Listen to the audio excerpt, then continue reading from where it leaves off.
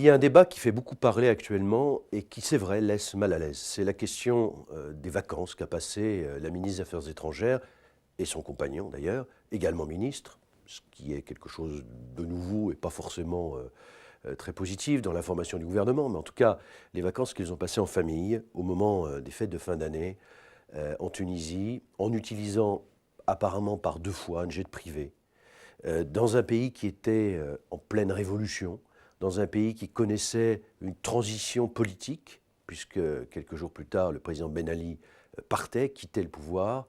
Et il est clair que ça laisse très très mal à l'aise. En tout cas, personnellement, je suis très gêné par cette affaire. En effet, je crois profondément qu'un ministre, contrairement à ce qu'a dit Mme Alliot-Marie, un ministre est ministre tout le temps. Comme le maire, il est maire tout le temps. Comme le maire, il doit répondre aux sollicitations de ses concitoyens 7 jours sur 7, de jour comme de nuit. Un ministre, c'est la même chose, et c'est encore plus important d'ailleurs, et notamment le ministre des Affaires étrangères. Et je crois qu'il y a là une erreur qu'a commise Mme Alliot-Marie d'accepter ces voyages gratuits. Déjà, une erreur d'aller passer ses vacances à cette période en Tunisie. D'autres hommes politiques, sans doute, ont passé leurs vacances en Tunisie dans les années passées.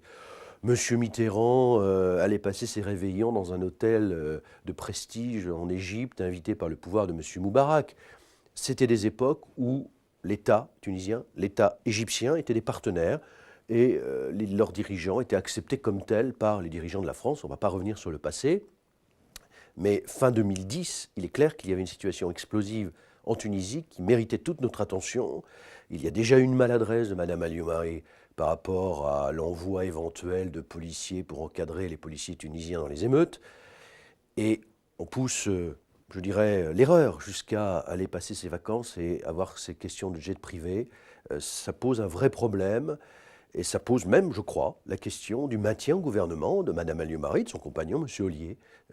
Personnellement, je considère que devant ce que je pense être une faute, il serait souhaitable qu'il démissionne parce qu'il y a un moment, il faut reconnaître que l'on s'est trompé, qu'on a fait quelque chose qui ne correspond pas à notre conception républicaine.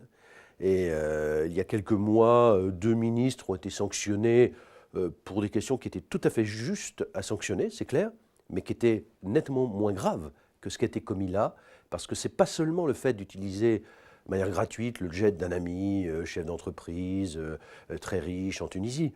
Je dirais que ça, c'est presque secondaire. Ce qui est grave, à mon sens, c'est de choisir d'aller en Tunisie à cette période, au moment où le pays est en pleine révolution, au moment où il y a des gens dans la rue, au moment où il y a des morts dans la rue, tués parce qu'ils aspirent à autre chose que le pouvoir qui était en place depuis des décennies autour de M. Ben Ali, avec surtout une famille qui s'était accaparée toute la fortune du pays en maintenant dans la pauvreté un certain nombre de Tunisiens. Je crois qu'il y a réellement une faute de 2 ministres qui devraient être, dans la logique républicaine et démocratique, sanctionnés.